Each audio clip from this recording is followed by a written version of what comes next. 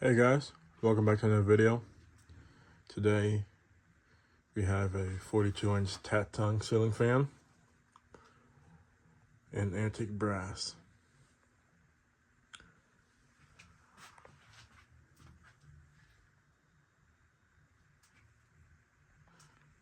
This fan is dated January of 1993.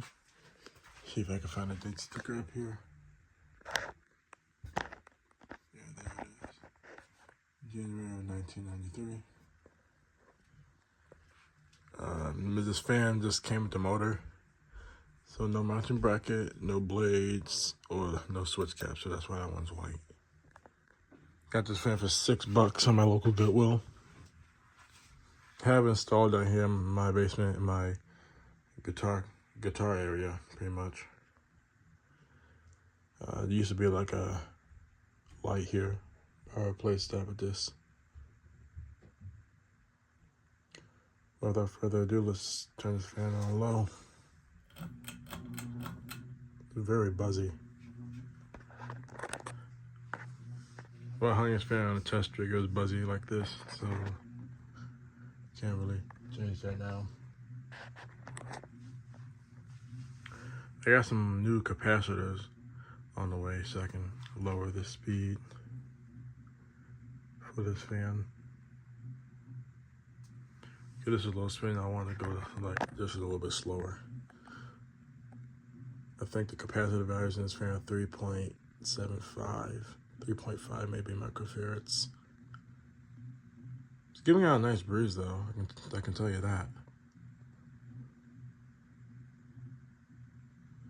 Has much more clearance than the light that was here. Because I'm like 6'6", 6'7", so this is much more clearance. Not a lot more, but just enough. Medium. I want to say this is a childhood fan. I mean, I've seen fans like this, so I don't know if it was exactly Tatung. And fans I've seen like this are always white and brass. They were never antique brass. I know we had one in JCPenney's dressing room. They had one looking like this in white and antique brass. This fan does have a little bit of bearing noise.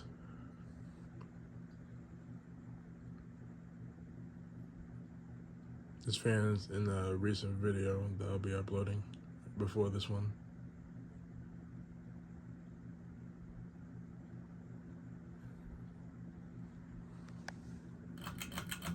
And here's high. Now the hum goes away on high speed.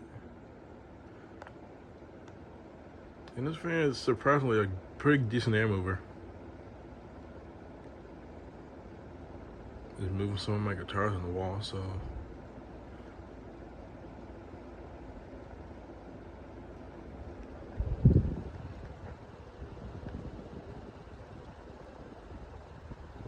Would add a light to this fan? We got a lamp right there.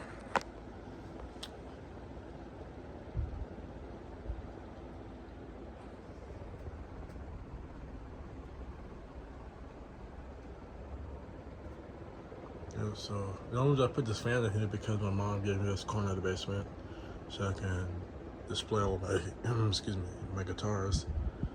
And she said I can do whatever I want in this corner since this is my corner. So I took an offer on that and put a ceiling fan here.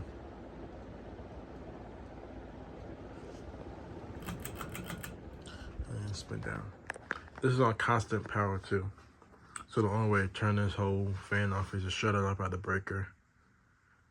And the breaker does shut off everything in this corner. So the outlets and stuff in this corner, along with this little wires in the box up there, shuts it all off. So there's no wall switch for this fan whatsoever.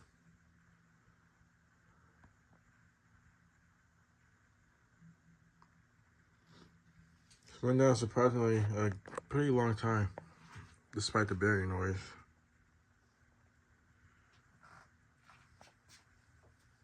It's long, but not too long. I just got these blades from Menards. Well, I already had the blades. I got the blade irons from Menards because the blade irons that came with these blades were all bent up. They were smaller than these, so I could have used it. I can use them now since this fan is flush mount. I don't wobble that much. I could use them now, but these ones are a little bit longer. So these are probably 44-inch blades then, and the older ones were 42 inches.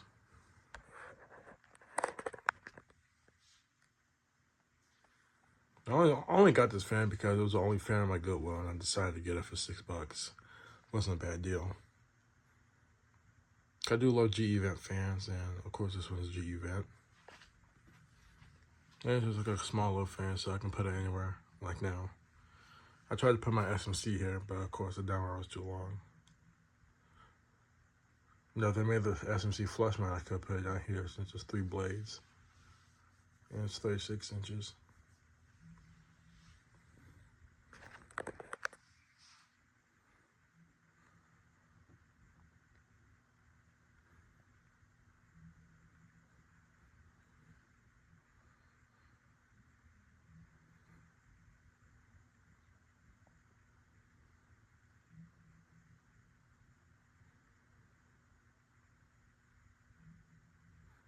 I don't really like the switch cap on here, but I'm sort of used to it because I don't have a spare antique brass switch cap that's this size, only a white one. I'm gonna try to look for parts on eBay for this fan. Because mounted back and went to the design house that I had, well, that I have now. Because now a normal mounting bracket fits in this canopy.